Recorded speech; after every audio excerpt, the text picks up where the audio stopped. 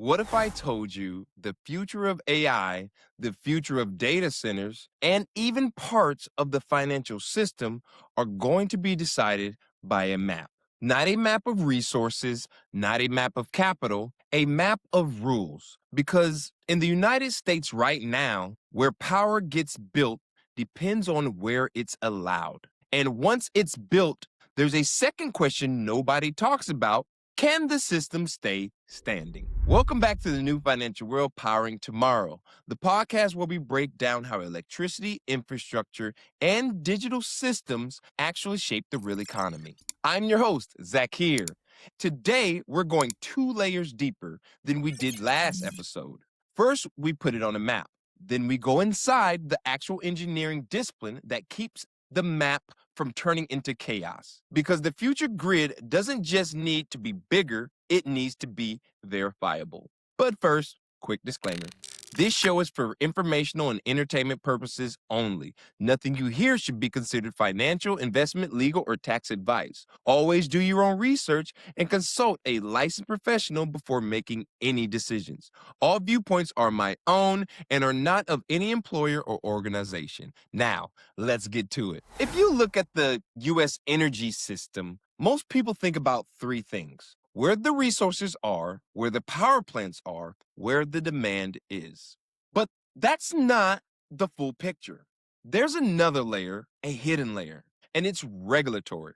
Different states, different rules, different outcomes. Two identical projects, same technology, same capital, same demand, can have completely different futures, depending on where they're built. Let's walk through it. Some states are still holding back. California is the clearest example. Massive demand, grid stress, and a real need for reliable base power loads. Yet it still operates under constraints tied to old policy and historical decisions. A 50-year nuclear ban is still working its way through as of early 2026. Then you have the states that already moved. Wisconsin, Kentucky, Montana, West Virginia, and Illinois have fully repealed their nuclear moratoria. Illinois was the most recent and most significant. Governor J.B. Pritzker signed the legislation in January 2026, opening the door to reactors of any size. Now, look at the first movers. Texas has passed House Bill 14 in June 2025. Creating the Texas Advanced Nuclear Energy Office, a $350 million development fund, and up to $120 million in construction reimbursement grants. That's the largest state-level commitment in nuclear in U.S. history. And this is where things get interesting. Florida has no ban. 4 operating nuclear units supplying about 11% of the state's electricity. And in 2024, passed House Bill 1645, directing the Public Service Commission to study advanced nuclear, including at military bases. The PSC delivered its 72-page report in 2025. Advanced nuclear is back on the table. Here's the key point. As of early 2026, 5 states have fully lifted nuclear moratoria since 2016. 5 more are actively considering legislation to overturn theirs. Connecticut is easing restriction specifically for small modular reactors. And the Trump administration's deregulatory push is clearing bottlenecks across the nuclear supply chain. The driver? Surging demand from data centers, AI infrastructure, and vehicle electrification and industrial systems, all hitting a grid that was never designed for it. NERC's 2025 long-term reliability assessment put hard numbers on it. Summer peak demand is forecast to grow by 224 gigawatts over the next 10 years, a more than 69% increase. New data centers accounted for most of that growth. The grid is being forced to adapt. But here's where most conversations stop. Getting power approved is only one step. Step 2 is making sure the system can actually survive the added complexity. That takes us to 2 critical layers most people never see. Let's start with FERC, the Federal Energy Regulatory Commission.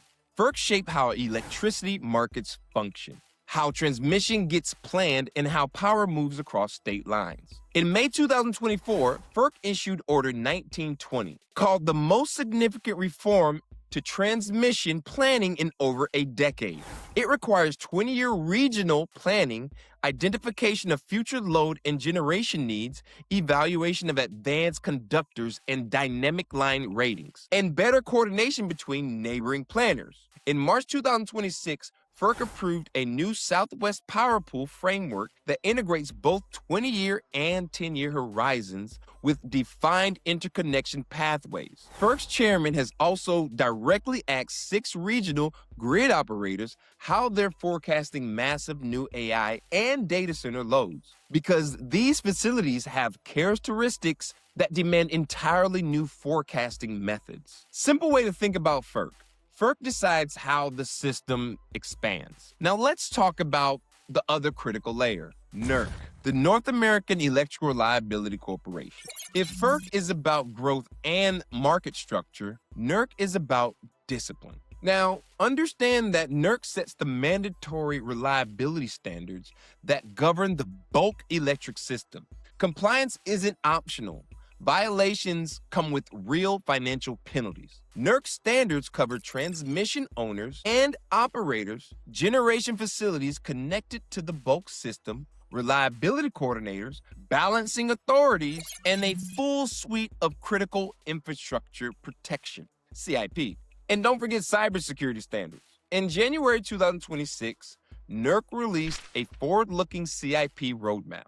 Not just compliance guide, but a regulatory blueprint for how grid cybersecurity must evolve as the grid becomes more digital, more distributed, and more dependent on third-party systems. This roadmap now explicitly addresses inverter-based resources, distributed energy resource aggregators, large controllable loads, including data centers and crypto mining facilities, EV charging infrastructure, third-party operators with remote access to grid assets. I'll say it again. NERC is now formally treating cyber risk from data centers and crypto mining as a systemic risk to the grid.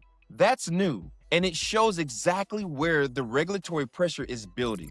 By 2028, data centers could account for up to 12% of all U.S. electricity consumption. These facilities create sudden, massive power spikes when they ramp between idle and peak utilization. A load profile the grid has never had to manage at this scale. That's why NERC has already published white papers, issued industry alerts, and drafting new reliability guidelines expected to become mandatory standards for data center behavior. Simple way to understand the difference. FERC helps shape how the grid expands. NERC makes sure that the expansion doesn't break the grid. Now we go deeper, below FERC, below NERC, into the physical layer. Before blockchain, before AI, before market design debates, there's still a device in every substation making some of the most consequential decisions on the grid, the protection relay. They aren't glamorous devices, they don't get headlines, and they're not going to be trending on social media. But they're what keeps faults from turning into equipment damage, cascading outages, and catastrophic failure. And for my non-electrical audience, let me explain what I mean by a fault. I'm referring to an electrical fault. Any abnormal condition in an electrical circuit that causes electricity to deviate from its intended path. This often results in power loss, equipment damage, or safety hazards. It happens when current flows where it shouldn't, typically caused by short circuits, broken wires, or insulation failure. When a fault hits, the relay detects it, applies the logic, and isolates the problem in milliseconds. Modern digital relays are programmable systems with hundreds of configurable settings, full SCADA integration, and standardized communication protocols. That sophistication creates complexity. Managing those settings correctly, consistently, and with proper documentation is one of the most technically demanding tasks in utility operations. And when settings are wrong, the consequences are physical, sometimes fatal. This brings us to a challenge that's very real, surprisingly widespread, and almost completely invisible to the outside world. One of the most overlooked risk in the entire industry. It's something almost nobody talks about: settings. NERC's new maintenance standards have raised the bar for relays that are coordination monitored instead of running through routine time-based testing. The correctness of the settings must now be verified through a documented, tightly controlled process. We're talking about protection relays, configuration changes, who changed what they changed, and most importantly, whether it was done correctly. Because when something goes wrong on the grid, the first question isn't, did the relay trip? It's, was it even configured correctly in the first place? That means the complete record. What was set, when it was changed, who approved it, and the supporting test evidence has suddenly become critical for compliance. Right now, most utilities manage this through centralized databases and similar platforms. They're solid tools, but here's the issue. They're fully centralized systems, which means they come with a single point of failure, a single point of potential manipulation, a single point of audit vulnerability. Now, this is where you need precision, because the question isn't, can blockchain run the grid? The answer to that question is hell no. You don't want a protection relay waiting on distributed consensus mechanisms before clearing the fault. Primary protection is latency critical. Milliseconds matter. The relay still trips locally. Blockchain does not replace the protection, but blockchain can matter in a different layer entirely. It can create a trusted record of what happened. Settings changes, test records, maintenance logs, event history, not replacing engineering, supporting trust around it. When a setting change at one utility affects coordination with a neighboring utility, a shared distributed ledger provides all parties a single trusted version of that truth. This point is underappreciated. The North American bulk system doesn't stop at one utility's fence line. Relay coordination between entities where your zone overlaps my zone 1 or where we share a tie-in line requires trust in each other's settings and documentation. For example, a permission blockchain like Hyperledger Fabric creates exactly that kind of trusted, access-controlled shared record between specific authorized entities without requiring a public chain. Blockchain research on smart grid management confirms this pattern. Improved asset management, decentralized coordination, and real-time verification of supply and demand, not as a replacement for engineering, but as a trusted layer around engineering. Here's where we get even more interesting. NERC CIP, Critical Infrastructure Protection, is the cybersecurity rulebook for the grid. It already requires security management controls, access controls, change management documentation, incident response records, and regulatory compliance audits. And these aren't light reviews. They require detailed, time-stamped, tamper-evident records going back years. Here's the problem. Today's utility assembles that documentation from multiple disconnected systems. Systems that don't talk to each other, weren't designed for unified audits, and produce records that can still be edited after the fact. This is the gap, and it's exactly where blockchain fits. Not running the grid, recording the truth around it. Distributed ledger-based record keeping provides data integrity, transparency, and immutability, things centralized systems struggle to guarantee structurally. In practical terms, a SIP log cannot be altered after the fact without detection. Audit prep drops from weeks to near real-time retrieval, and compliance records across utilities, vendors, and regulators live in one verified shared system. A major global audit firm is already using blockchain to improve verification and record keeping, reporting up to a 90% reduction in reconciliation time. For a utility facing a NERC CIP audit, that's not innovation, that's an operational advantage. Now, connect this back to the bigger picture. We've been building towards this. Capital doesn't argue with policy, it flows around it. If one state takes 10 years to approve a project and another one takes 3, the decision is already made. Texas has a $350 million development fund, a streamlined approval office, and an SMR application already moving through the NRC.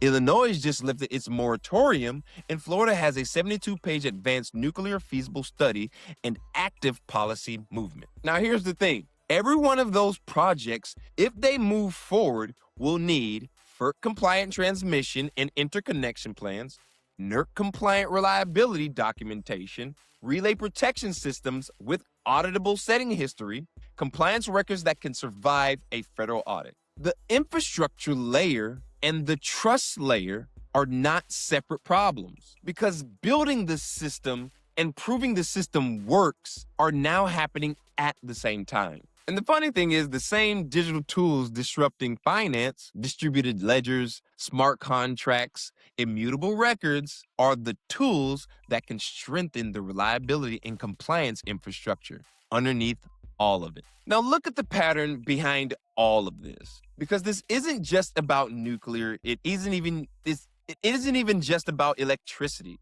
This is the same pattern across three systems: energy, governance layer, FERC, market structure; reliability layer, NERC, the reliability standards; trust layer, blockchain, audit and records; finance, you have governance layer, SEC, CFTC, market rules; reliability layer, banks, the clearinghouse; and the trust layer, blockchain, settlement, and ledger.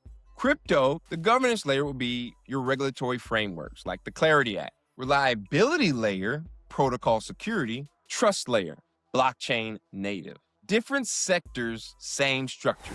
Rules determine speed, rules determine access. Rules determine who participates. And as the grid becomes more digital, more distributed, and more stressed, the organizations that understand both engineering discipline and the trust infrastructure are the ones positioned to operate what comes next. The future isn't just being engineered. It's being permitted, it's being disciplined, it's being documented, and it's being made verifiable.